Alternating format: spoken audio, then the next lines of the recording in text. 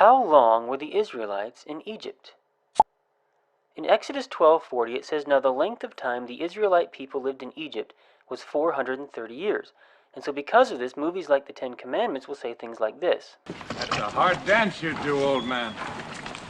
We've been dancing it for 400 years. 400 years we have waited. 400 years in bondage, and today he won't move. After 400 years of slavery. And experts on the topic will say things like this. The Israelites were there 430 years. We have the record in the Bible that tells about the Israelites going into Egypt and living there for 430 years. But if you do the math, you'll find that this is not mathematically possible. You see, Moses was 80 years old when they left Egypt, his father Amram lived to 137, his father Kohath lived to 133, and Kohath was one of the 66 persons who went with Jacob down into Egypt. Now let's just stretch this out as much as we possibly can. Let's assume that Kohath was a newborn baby when he arrived in Egypt. Let's assume that Amram was born the year that his father died, and let's assume that Moses was born the year that his father died. So take 133 plus 137 plus 80, and that equals 350, which means that the amount of time the Israelites were in Egypt could have been no longer than 350 years maximum. Now more than likely Kohath was probably not a newborn baby when he arrived in Egypt, more than likely Moses was not born the year that his father died, and more than likely Amram was not born the year that his father died, which means that the amount of time the Israelites were in Egypt would have been significantly less than 350 years.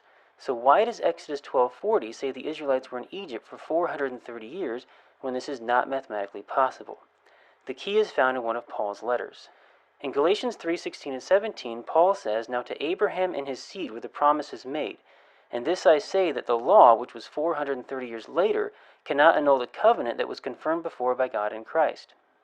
Basically, Paul is saying that from the time that Abraham received the promise to the time that Moses received the law, there was 430 years. Well, Abraham received the promise when he entered Canaan when he was 75 years old. Then, 25 years later, when Abraham was 100 years old, that's when Isaac was born. Then, 60 years later, when Isaac was 60 years old, that's when Jacob was born. Then, 130 years later, when Jacob was 130 years old, that's when all of Israel arrived in Egypt. So take 25 plus 60 plus 130, and that equals 215, which means that there was 215 years from the time that Abraham entered Canaan to the time that all of Israel arrived in Egypt. Now, Moses received the law at the same time that they left Egypt, because remember, the Israelites were living in Goshen, and then Moses led them out of Goshen, brought them through the wilderness, and brought them to the sea. And then God split the waters of the sea in half and brought them into Midian, which is in Arabia, then brought them to Mount Sinai, which is where Moses received the law. And so Moses received the law at the same time they left Egypt. So Paul is saying that there was 430 years from this point to this point, and according to the Old Testament, there's 215 years from this point to this point. So take 430 years and then subtract 215 years, and that equals 215, which means that the amount of time that the Israelites were in Egypt was 215 years. 215 in Egypt, 215 in Canaan, 430 total. Now that is mathematically possible, because 215 is significantly less than 350, and that's exactly what the Greek Septuagint says in Exodus 12:40. It says, "And the sojourning of the children of Israel while they sojourn in the land of Egypt and the land of Canaan was 430 years. The Samaritan Pentateuch says the same thing. It says, "Now the sojourning of the children of Israel and of their fathers, which they had dwelt in the land of Canaan and in Egypt, was 430 years. Flavius Josephus says they left Egypt 430 years after our forefather Abraham came into Canaan, but 215 years only after Jacob removed into Egypt. Flavius Josephus is saying the exact same thing. He's saying they left Egypt 430 years since our forefather Abraham came into Canaan, but 215 years only since Jacob removed into Egypt. Flavius Josephus is saying the exact same thing. So why do modern translations say that the Israelites were in Egypt for 430 years when this is not mathematically possible? The reason why is because modern translations like the New King James, the NIV, the NASB, these are all translated from the Hebrew Masoretic text. But the Hebrew Masoretic text is not the original Hebrew text. The copy of the Masoretic text that most modern translations are translated from is called the Leningrad Codex, which was copied in the 11th century AD. But the Greek Septuagint was translated more than 1,000 years before that in 250 BC, which means that the Greek Septuagint would not have been translated from the Hebrew Masoretic, but rather it would have been translated from a much older copy of the Hebrew that's no longer around today. The Samaritan Pentateuch also predates the Masoretic text and would also have been translated from a much older copy of the Hebrew. Flavius Josephus was a 1st century Jewish historian. He lived long before the Masoretic text was copied, and Josephus had access to ancient Hebrew texts that have since been lost or destroyed. Paul the Apostle lived long before the Masoretic text was copied, and Paul knew Hebrew. In Acts 26, when Paul talks about his encounter with Jesus on the road to Damascus, he says that Jesus spoke to him in the Hebrew language, and Paul understood him. Paul knew Hebrew, and so Paul would also have studied from a much older copy of the Hebrew. And what Paul says in Galatians 3:16 and 17 is consistent with the Greek Septuagint, the Samaritan Pentateuch, and the writings of Flavius Josephus. Now the Bible says, by the mouth of 2 or 3 witnesses every word shall be established. Well, we've got more than 2 or 3 witnesses here. We've got 4 witnesses all bearing witness that the original Hebrew text said that the Israelites will be in Egypt and Canaan for 430 years. But more than 1,000 years later, when the Hebrew Masoretic text was copied, the phrase "and Canaan" was dropped out of the text, and all of our Bibles are translated from this corrupted copy of the Hebrew. The New King James, the Old King James, the NIV, the NASB, the ESV. If you go to BibleGateway.com, you'll find there's 50 English translations of the Bible on this website, and every single one of them say that the Israelites were in Egypt for 430 years, which is incorrect and mathematically impossible. Every single one of these translations are inconsistent with the original Hebrew because they're all translated from the Hebrew Masoretic, and according to these 4 witnesses, the Masoretic text copied it incorrectly. As a matter of fact, these ages of Moses and his father and grandfather are recorded in the Masoretic text, and yet they only add up to 350 years maximum. So in that sense, there's even a 5th witness. The Masoretic bears witness against itself. And so the amount of time the Israelites were in Egypt was only 215 years. But the years of slavery was even less than that, because the Israelites did not become slaves until after Joseph and all that generation died, and then a new king arose who did not know Joseph. Well, Joseph was 30 years old when he entered Pharaoh's service. Then shortly after there were 7 years of abundance and then 7 years of famine. So it would appear that after the 7 years of abundance, Joseph would have been 37 years old. Then 2 years into the famine, when he was 39, that's when all of Israel arrived in Egypt.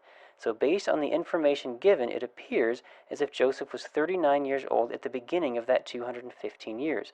Then Joseph died at 110. So take 110 and subtract 39, and that equals 71, which means that for 71 years, the Israelites were in Egypt under Joseph's rule, and they were not slaves during those 71 years.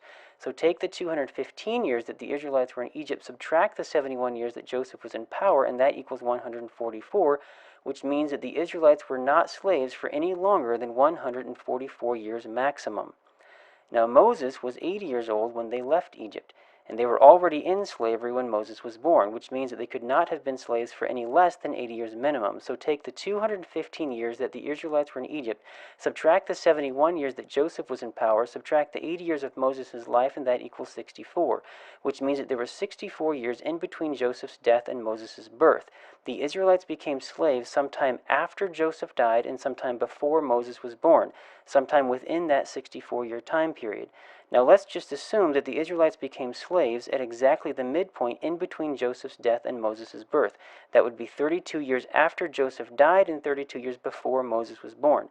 If this is the case, then that would mean that the Israelites were slaves for 112 years. And so the amount of time the Israelites were in slavery was probably about 112 years or so. Maybe a little bit more, maybe a little bit less, but definitely no more than a maximum of 144, and definitely no less than 80 years minimum. Whatever the case, the Israelites were definitely not slaves for nearly as long as the movies make it sound when they say, 400 years in bondage, and today he won't move. The Israelites were not slaves for 400 years. They were only slaves for about 112 years or so, plus or minus 32 years. But doesn't Genesis 15:13 say that they'll be enslaved 400 years? No, it doesn't. It says they'll be enslaved and mistreated 400 years. You see, Genesis 15 does not say the Israelites will be enslaved in Egypt 400 years. It says Abraham's seed will be enslaved and mistreated in a land not their own 400 years. Canaan was a land not their own. Egypt was a land not their own. Isaac was Abraham's seed. Jacob was Abraham's seed. The multitudes in Egypt were Abraham's seed. Isaac was mistreated in Canaan. Genesis says that Ishmael, the son of Hagar, was scoffing at Isaac. Paul says in Galatians that the son who was born according to the flesh, who was Ishmael, persecuted the son who was born according to the Spirit, who was Isaac. Paul says that Ishmael persecuted Isaac. So Isaac, Abraham's seed, was persecuted or mistreated in Canaan, a land not his own. Abraham's seed was mistreated in a land not his own. From the time that Abraham received the promise to the time that Moses received the law, there was 430 years according to Galatians 3:17. 25 years after Abraham received the promise, that's when Isaac was born. That takes it down to 405 years. Now Genesis says that Ishmael scoffed at Isaac on the same day that Isaac was weaned. Well, according to the Jewish Agency for Israel, in Talmudic times it was the custom to celebrate the child's weaning any time from 18 months to 5 years. It goes on to say that according to Rabbi Joshua, a child should be allowed to nurse up to the age of 5. Well, if Isaac was weaned at 5 years of age, and Ishmael began to persecute Isaac on the same day that Isaac was weaned, then that would take it down to exactly 400 years. Abraham's seed was mistreated in Canaan. Abraham's seed was mistreated in Egypt. Abraham's seed was enslaved in Egypt. Abraham's seed was enslaved and mistreated in a land not their own 400 years. You see, when you take the prophecy in Genesis and you match that up with the timeline in Exodus, then you're able to understand how these puzzle pieces fit together. But the main thing that causes people to misinterpret this prophecy in Genesis is the Hebrew Masoretic text has dropped the phrase "and Canaan" out of the text. This is the main thing that causes people to believe that the Israelites were in Egypt for 430 years. But the truth is, they were in Egypt for only half that time, for 215 years. According to the documentary Patterns of Evidence, The Exodus, the Israelites' arrival in Egypt was around 1665 BC, and the Exodus took place at about 1450 BC. This means that the Israelites were in Egypt for 215 years. This is the only thing that the archaeological evidence supports. The evidence does not support 430 years in Egypt. This is the reason why it's important to understand biblical history correctly first, in order to correctly understand how it correlates with Egyptian history and archaeology.